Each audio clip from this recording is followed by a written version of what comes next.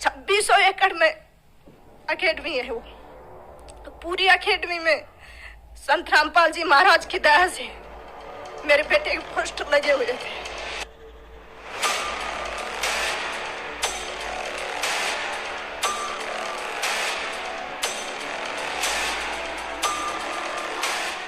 जहाँ भी देखे लेफ्टिनेंट केवल कृष्ण की आवाज। सर पूछो मत, मेरे भगत जी वहाँ पे रोने लग गए। ये मालिक। नमस्कार बहन जी। सत साहेब जी। क्या नाम है बहन जी आपका? जी मेरा नाम रामकला है, दुगेड़ा गांव, तहसील भैरोड, डिस्ट्रिक्ट अलवर, राजस्थान। संत रामपाल जी महाराज की शरण में आने से पहले आप क्या भक्ति साधना करते थे? जी मैं तो दुर्गा माँ की पूजा करती थी।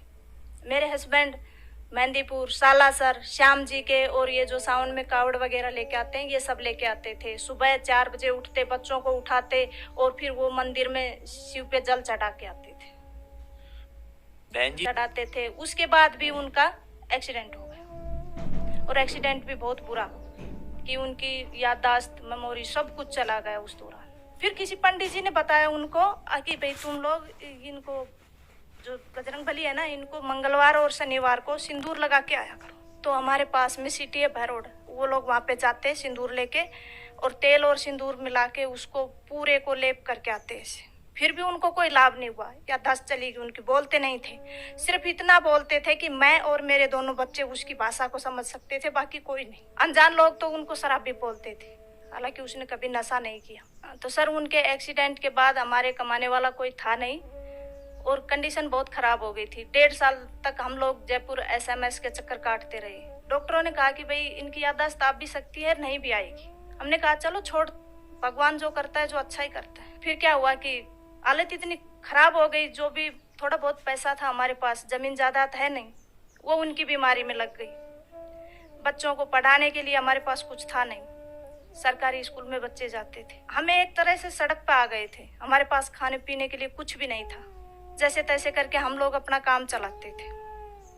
बहुत बुरी कंडीशन हो गई थी, किसी से उधार मांगते कोई देता भी नहीं था।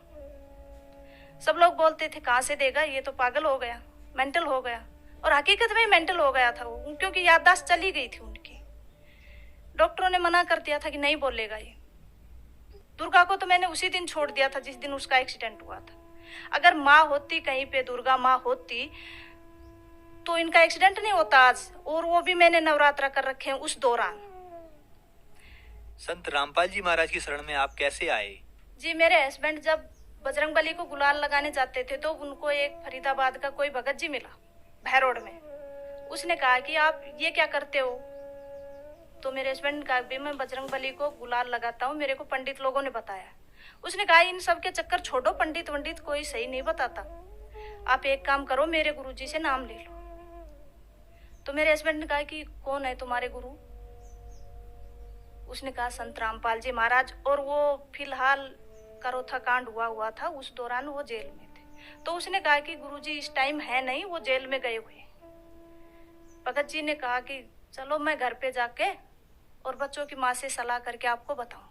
सर जी मैंने कभी गुरु देखा नहीं था और नहीं बनाया था और नहीं पता था गुरु के बारे में। हाँ देवी देवताओं के बारे में तो पता था, पर मेरे दिमाग में हमेशा एक बात रहती थी कि ये भगवान 3 क्यों है, एक होना चाहिए। तो भगत जी हमने उसके पास फोन किया, वो हमारे घर पे आए, उससे हमने पूछा तो उसने कहा कि भाई ये सुख देते हैं गुरुजी, वो सुख देते हैं। उससे पहले मुझे गुरु के महत्व का नहीं पता था, गुरु क्या होता है।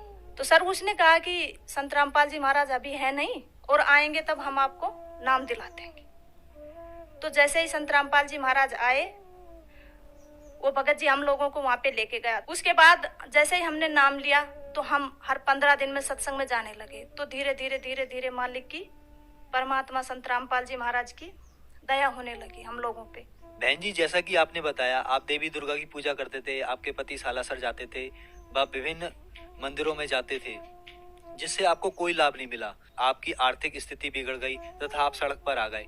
तो संत रामपाल जी महाराज की शरण में आप कैसे आए?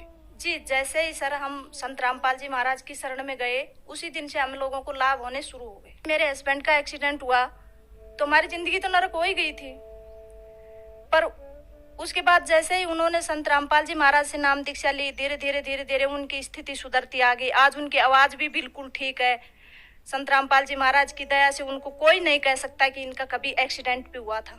और वो ज्यादातर भगवान के सेवा में ही रहते हैं। बच्चों को स्कॉलरशिप मिल गया, वहाँ पे बच्चों की पढ़ाई फ्री हो गई। उसके बाद बच्चों ने +2 की, +2 के बाद लड़की को स्कॉलरशिप मिल गया, उसने इंजीनियरिंग की। बेटे को अब पैसे तो हमारे पास थे नहीं, पैसे कहाँ से थे, तो हमने बैंक से लोन उठाया। मालिक की दया, संत रामपाल जी महाराज की दया से हमारा लोन तुरंत क्लियर हो गया।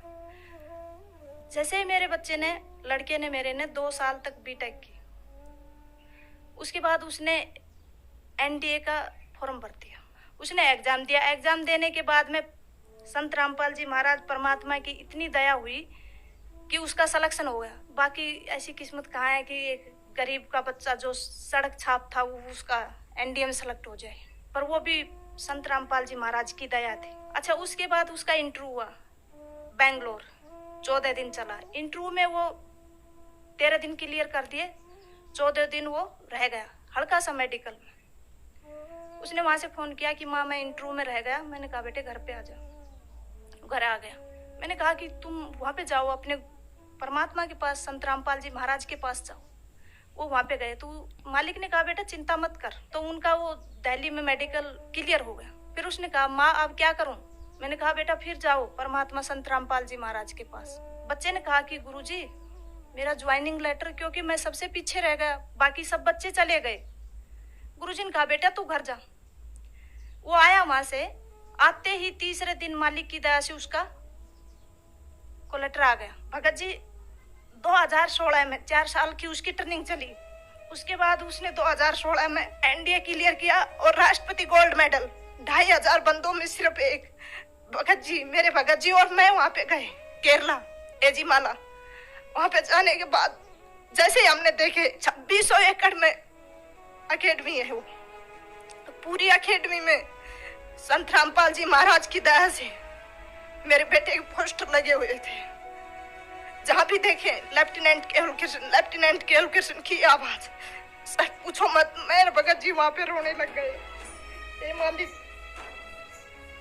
बहुत ही इस सड़क चाप की ऐसी किस्मत जो आज ने आपने ऐसा बना दिया। हमें 3 दिन तक बस सिर्फ जिधर भी देखे माइक में एक ही एक आवाज आई, लेफ्टिनेंट केवल कृष्ण। मैं और मेरे हस्बैंड बस सिर्फ और सिर्फ संत रामपाल जी महाराज को 3 दिन तक याद करके रोते रहे। जैसे ही उसको राष्ट्रपति गोल्ड मेडल उसके कंधे पे लगा, मेरे भगत जी से रुका नहीं गया। वो 2500 बंदों में इतनी जोर जोर से रोने लग गए कि मालिक हमने लोगों ने तो आत्महत्या करने की सोच ली थी, क्या किस्मत बना दी आपने।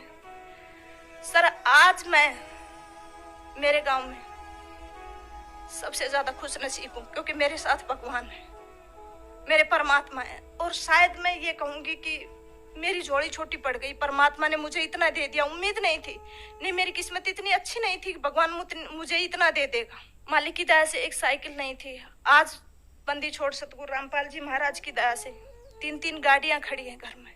और इतना कर्जा हो गया था कि जिसकी कोई हद नहीं। आज एक भी कर्जा नहीं है। मालिक ने सब कुछ क्लियर कर दिया और हमें ये नहीं पता किस तरह और कैसे कर दिया और कब कर दिया। सर आज हम संत रामपाल जी महाराज की दया से बहुत सुखी हैं। घर में कोई कलह नहीं है। मालिक की दया सिर्फ और सिर्फ भक्ति है। दोनों बच्चे अपनी अपनी जगह कामयाब हैं। और मालिक ने एक दया और बख्शी मेरे ऊपर कि परमात्मा की दया इतनी है संत रामपाल जी महाराज की कि बच्चे मुझे इतने होनहार और इतने मतलब समझदार और दूसरा आज्ञाकारी बच्चे दिए हैं परमात्मा ने कि उनको मैं ये बोल दूं कि बेटे ऐसे करना है तो वैसा ही करेंगे। और मालिक का हाथ, संत रामपाल जी महाराज का हाथ उनके सर के ऊपर है। मेरे गांव में मैं सबसे ज्यादा खुश नसीब हूँ। भगवान ने मुझे बहुत कुछ दिया है, जितना मैं कभी उम्मीद नहीं की थी, इतना कि शायद मेरी किस्मत ऐसी हो सकती है। पर आज मैं सीना ठोक के ये कह सकती हूँ कि मेरा से सुखी मेरे गांव में कोई नहीं। बहन जी, जैसा कि आपने बताया कि संत रामपाल जी महाराज से नाम दीक्षा लेने के बाद आपका उजड़ा हुआ परिवार संत रामपाल जी महाराज ने पुनः बसा दिया। आपके ही जैसे संसार में बहुत सारे दुखी लोग हैं, तो आप भक्त समाज को और उन दुखी लोगों को क्या संदेश देना चाहते हैं? मेरे जो अगल बगल में लोग हैं सभी ये चैनल देखते हैं, सत्संग वगैरह देखते हैं, उनसे मैं खासकर प्रार्थना करना चाहती हूँ कि उनको तो मेरी स्थिति का, मेरी कंडीशन का अच्छे तरीके से पता है। वो भी संत रामपाल जी महाराज की शरण में आए, इन दई देवताओं के चक्कर न काटे, क्योंकि ये दई देवता कुछ नहीं दे सकते। मैं तो चाहती हूँ कि वो संत रामपाल जी महाराज से नाम दीक्षा लेके मेरी तरह वो भी अपना उजाड़ा हुआ परिवार बसाएं और अपना मोक्ष करवाएं। बहन जी, संत रामपाल जी महाराज अभी जेल में हैं, तो कोई श्रद्धालु अगर संत रामपाल जी महाराज से नाम दीक्षा लेना चाहे तो वह कैसे नाम दीक्षा ले सकता है? सर, संत रामपाल जी महाराज की दया से विभिन्न चैनलों पे संत रामपाल जी महाराज का सत्संग चल रहा है और उसके नीचे जो पट्टी चलती है उस पे फोन नंबर दिए गए हैं, वहां से नंबर नोट करो और संत रामपाल जी महाराज का जो नजदीकी नामदान सेंटर है वहां पे जाइए और नाम दीक्षा लेके अपना मोक्ष कराइए। धन्यवाद जी। सत साहिब जी।